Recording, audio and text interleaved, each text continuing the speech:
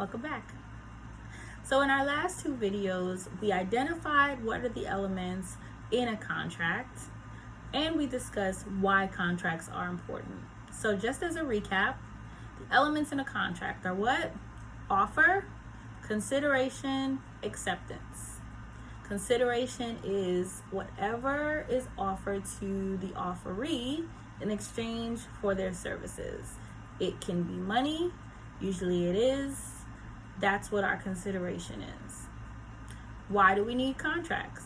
We need contracts first and foremost for clarity, so that all the parties' obligations are set out in a contract and there is no cause for confusion. We also need contracts to determine liability. If something goes wrong, who is going to be responsible? Now we'll take a look at our sample vendor agreement and identify how these clauses play out in an agreement. So let's start at the top. This agreement, the agreement, effective as of blank date. Very important, especially if we're talking about hosting an event. We want to know, when was this contract entered into? When did the parties agree to these terms? Contract must also include who the parties are. So it states between St. John's University, hereinafter SJU, and vendor, the vendor's name. Very important that if you're communicating with anyone from a company, you ensure that they actually are agents of that company, that they're actually authorized to do business with you on behalf of that company. Because sometimes there's a cousin, there's a friend, there are other parties who contract people and begin initial conversations that they're not authorized to do on behalf of that company. Make sure that you're talking to the right people. So let's move on. SJU seeks to host an event on blank date of event. Another essential clause in the contract, because the date matters. If in fact the offeror seeks to host an event on a specific date and the offeree isn't able to perform on that date, we have to have that date in there because we need to know when their performance is due. Located at blank. Location, also important. Parties need to know where they need to go. That needs to be spelled out so that, let's say, they don't end up at the wrong place. So let's continue. Located at blank location in which vendor will provide XYZ performance. Also important that that's laid out in the contract. If you have conversations with that person, whoever the agent is of that company, and they are under the understanding that they're going to do this, it's important that the contract says so they don't show up and do something else. Let's just see if we have a catering provider, we have someone providing food services. If in fact SJU contracts them to provide tacos for special events, if they show up with pizza, that's a problem. So all of that must be in the contract. So let's continue. In exchange for vendor services, SJU will provide vendor $1,000 in compensation. And that is what? Consideration. So this is the consideration that we discussed. This is what's being exchanged as a promise from SJU to the vendor. And that is what they're accepting in exchange for their specific performance. $1,000 is just a sample number. The number can be anything, but that's the sample.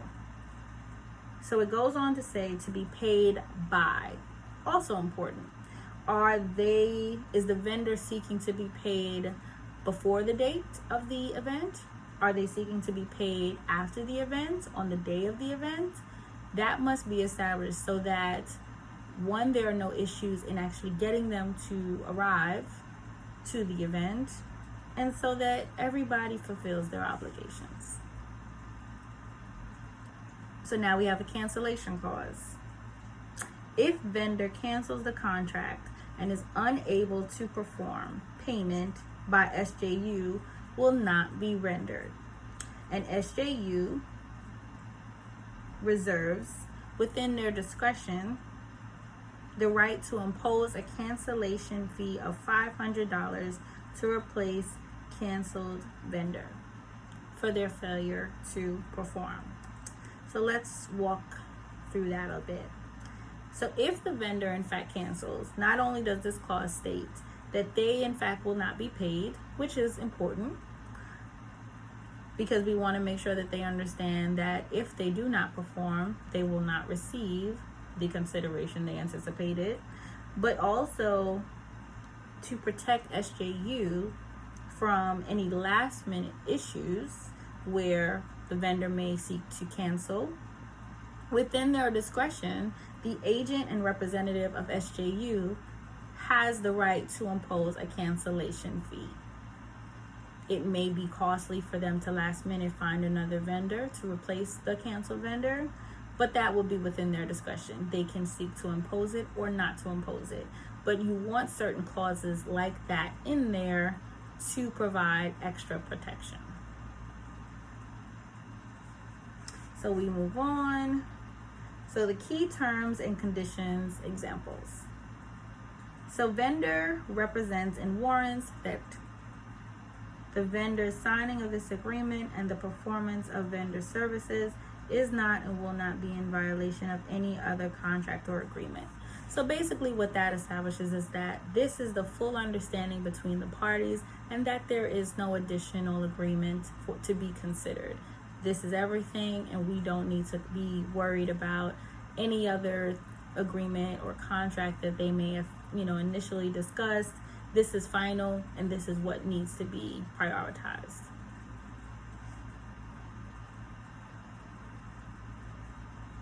Okay, so let's move on to our insurance clause.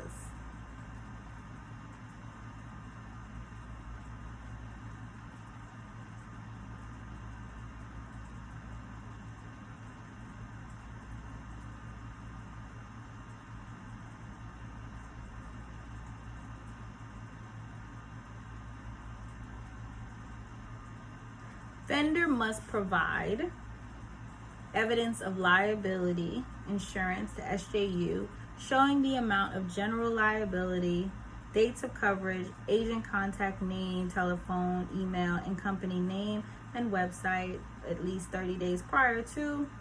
Without adequate liability coverage approved by SJU, vendor will not participate in the event, thereby canceling the contract and rendering SJU's duty to compensate the vendor void. So this is important because typically when a venue seeks to have vendors come into their space, they usually require that that vendor actually has their own insurance. Again, so insurance protects against many different things. So safety, equipment, any type of damages that might happen, that insurance is going to cover it. And a venue, in addition to SJU, who is now the organization sponsoring the event, the venue will not allow that event to go forward unless insurance is presented. So what that clause does is states that SJU has the right to cancel any vendor who cannot provide that insurance. In entering into this agreement, that vendor has to consider if they have adequate insurance. And if they don't, then it may be in their best interest not to contract until they do. So this is the indemnification clause, the next one that we discussed in our prior video. So the vendor shall indemnify, defend, and hold SJU and its representatives harmless for any loss or damage to equipment. So this is what we discussed previously. Indemnification essentially says if anything is wrong, anything happens, any litigation is begun, SJU will not be responsible for it. If in fact they have to pay for anything, do anything in advance, the vendor is going to compensate them, because SJU is being held harmless and the vendor has agreed to indemnify, meaning pay for anything flowing out of any incidents that may happen. That's what SJU is seeking from that vendor. Again, before entering into this agreement, the vendor has every right to say, oh no, I don't want to shoulder that burden. I don't want to be liable fully if anything happens. So each party has the right to back away and say, well, I'm not prepared for that, and not contract. But if they do, they're agreeing to those terms. So this is next we have our force majeure clause, where we discuss the COVID world. So it goes, should any act of God, nature, riot, war, or other such circumstances make it impossible for the parties to fulfill their obligations under this agreement, they shall be released from their obligations under this agreement without penalty, and any deposit paid to vendor shall be promptly returned. So the issue at hand, as courts are currently dealing with and will continue to deal with for a number of years, I suppose, and I anticipate, is whether or not COVID is covered under a force majeure clause, whether or not both parties should be able to be released from any obligations as a result of COVID. Further, is COVID an act of God, or is COVID considered other such circumstances? I would consider it other such circumstances, due in no fault to either party, making it fully able to allow both parties to be released from any agreement. That would be the considerate thing to do. However, people like to litigate cases, so stay tuned to the courts for how those things go. But you definitely want to have a force majeure clause in your contracts, and really prioritize to the top of a contract in a COVID world, especially when you know you're hosting events, and events are subject to cancellation these days. Finally, we have a choice of forum clause, which essentially states that any disputes that may arise as a result of the contract will in fact be litigated in New York, mediated in New York. Although SJU is a New York university, other contractors may be from other places, and you just want to make sure that that is clear in the agreement. So I hope that helps to allow some of the terms that we've discussed to kind of click and gel. And if you have any questions, please feel free to send me an email. My email address is agale@agalelaw.com.